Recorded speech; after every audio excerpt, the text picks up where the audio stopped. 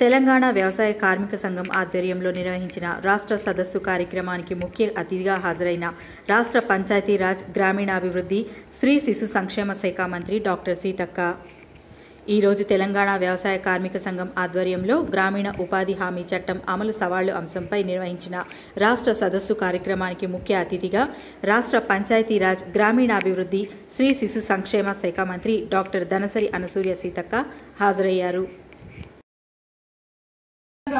ప్రజలకు వాస్తవాలు అర్థమవుతాయి కాబట్టి తప్పకుండా ఈ యొక్క మంచి ప్రయత్నం చేసినందుకు మీ అందరికీ పేరు పేరున నమస్కారాలు ఉద్యమాభినందనలు తెలియజేస్తూ సెలవుదిస్తున్నాను. నేను వెళ్ళిన రాయబరేలి వెళ్ళిన కేరళకు వెళ్ళిన అందరు వెళ్ళినా కూడా ఇవాళ అందరు కోరుకునేది గుడిలో దేవుని పెట్టండి, గుండెల్లో భక్తి నింపుకోండి, కానీ రాజకీయ ఎజెండాగా దేవుని పేరు పెట్టొద్దని ఇవాళ యూపీ లాంటి చోట్ల కూడా మరి 80 సీట్లు 60 70 సీట్లు 400 పైన దేశమంతా వస్తాన్న కాడ ఉల్టా చేసి చూపించారు. అదే యూపీలో ఉత్తరప్రదేశ్ లో అయోధ్య కట్టిన కాడ రామ మందిరం కట్టిన కాడ కూడా ఉల్టా చేసి పెట్టారు. ఎందుకంటే అక్కడ అడుగుతున్నారు, ఓకే మాకు దేవుడు అంటే నమ్మకమే విశ్వాసమే, కానీ మా బతుకులు ఎట్లా, మేము ఎట్లా బతకాలి, ఇవాళ ఆదానికో అంబానికో లక్షల కోట్లు వస్తే మా కాడికి ఎట్లా నిండాలి అని తిరగబడ్డారు ఆ ప్రాంతాలలో.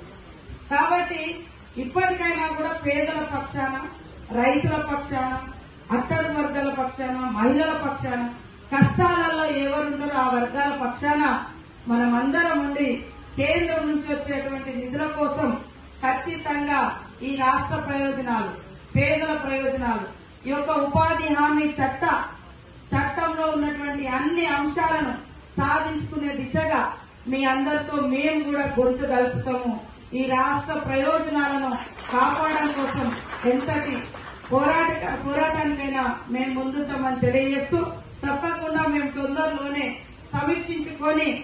సమీక్ష నిర్వహించి మా పరిధిలో ఉన్నాయన్ని మేము అమలు చేస్తూ మిగతా సెంట్రల్ తో ఏదైతే ఉన్నదో కేంద్రంతో లింక్ ఉన్నటువంటి కేంద్రం ద్వారా రావాల్సినటువంటి వాటి కోసం కూడా మరి మెడికల్ కిట్స్ ఇవన్నీ కూడా అందజేయాలనేటువంటి ఉద్దేశంతో రాసినాం. ఇప్పటివరకు ఇంకా ఇప్పుడే వచ్చింది కాబట్టి దాన్ని ఖచ్చితంగా ఫాలో అప్ చేస్తాం. మరి ఏదైతే వాస్తవానికి పని దినాల పెంపకం గురించి కూడా నా పరిధిలో ఏవేవైతున్నాయో అవన్నీ కూడా చేస్తాం. మేము కూడా ఒక హామీ ఇచ్చినాం, వాస్తవానికి వ్యవసాయానికి అనుసంధానం చేయాలి, పని దినాలు పెంచాలి, 400 రూపాయలు ఒక ఉపాధి హామీ కూలీకి కల్పించాలి, రోజుకు 400 రూపాయలు ఇవ్వాలని కాంగ్రెస్ పార్టీ కూడా మేనిఫెస్టోలో పెట్టడం జరిగింది. కానీ అక్కడ చూస్తే ఈ చట్టం ఏమో కేంద్రం పరిధిలో ఉంది. కేంద్రంలో మనం ఇక్కడ ఉన్నటువంటి అందరం కలిసి ఐక్యంగా పోటీ చేసినాము, కానీ అక్కడ ఒక మరి వేరే పార్టీ బీజేపీ వచ్చింది.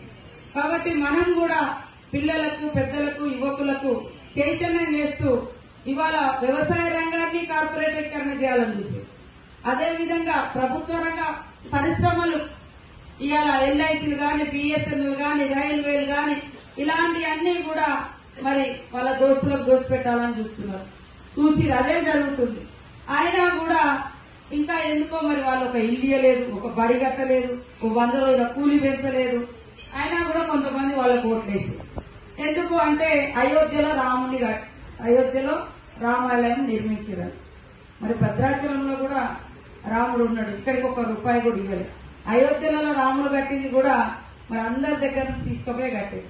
అందుకనే ప్రసిద్ధిగాంచిన రామాలయాలు ఎక్కడెక్కడైతే ఉన్నాయో ఆ రాముడిని ఈ రాజకీయ ఎజెండాలకు తీసుకొచ్చినందుకు ఆ అయోధ్యలో కూడా వాళ్ళని బీజేపీలో ఓడించారు.